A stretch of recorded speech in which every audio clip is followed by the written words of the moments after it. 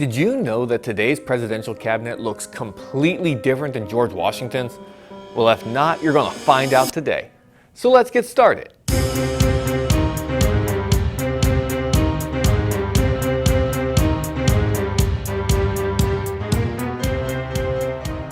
How's it going, everybody? Welcome to Virtual History 360. I'm Mr. Wade, and today we are talking about the history of the presidential cabinet. You know, the group of advisors to the president. Well, you see, the term cabinet actually comes from the Italian word cabinetto, meaning a small private room.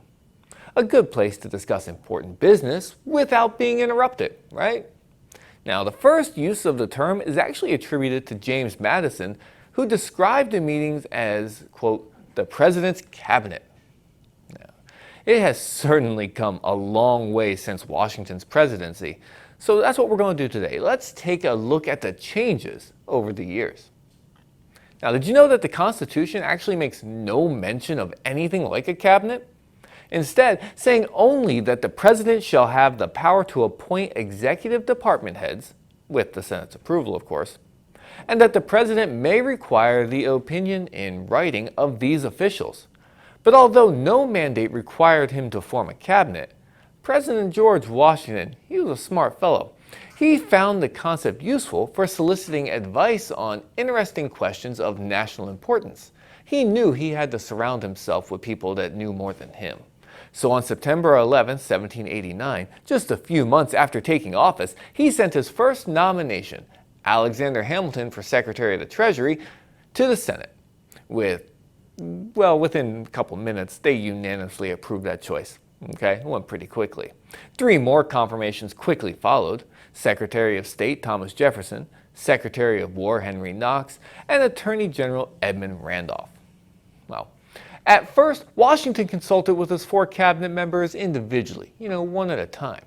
But by the fall of 1791, however, he had begun convening the whole group, and these meetings became commonplace in 1793 as tensions with revolutionary France heated up. As historian Lindsay Chervinsky details in her book, The Cabinet, Washington's decision to establish this group of advisors has proved integral for every presidential administration ever since. Now, during the course of his 8 years in office, Washington was faced with a range of complex foreign and domestic policy challenges. You see, the country struggled to negotiate alliances with Britain and France. At home, the Americans who just fought for independence chafed at a new centralized government with much more power than the Articles of Confederation that was now demanding, among other things, direct taxes be paid. Washington's cabinet proved critical to how the new federal government responded to these new dynamics. Since then, the number of executive departments has slowly increased. The Department of the Navy, which is now part of the Department of Defense, was the first new one added in 1798 during the so-called XYZ affair. Interior and Agriculture came in 1849 and 1889, respectively, as the United States expanded west. And Labor and Commerce, soon to be split into 2, arose in 1903 as the nation underwent rapid industrialization. 4 new departments were created in the 1960s and 1970s alone, followed by the Department of Veterans Affairs in 1989.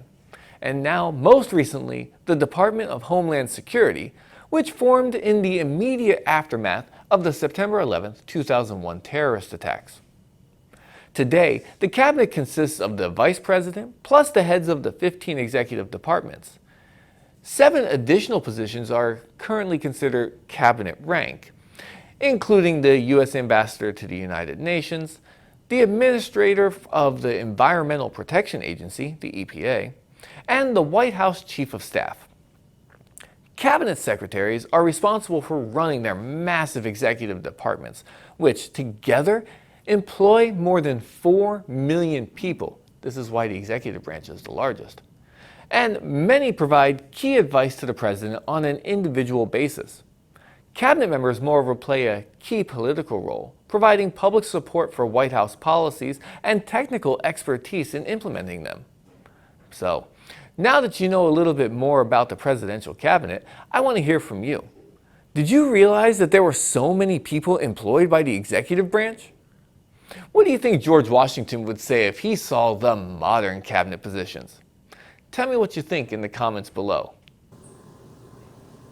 Alright, you've made it this far in the video. That means you like the videos, that means you're supporting this channel, and I appreciate you.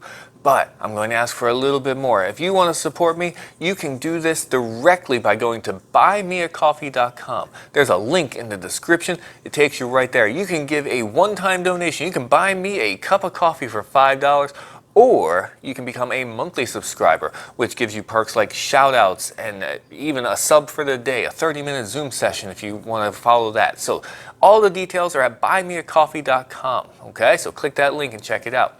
I have some big things planned for the channel, and I need your help. So thank you for what you already do, but let's take it one step further to help this channel grow.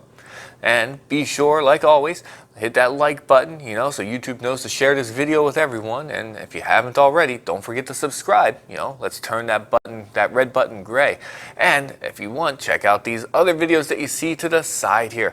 I have other history videos or civics videos. I have my 360 videos that you can look all the way around. So I've got a lot for you to check out. So do yourselves a favor, because I know you're going to like them. For Virtual History 360, I'm Mr. Wade. I'll see you next time.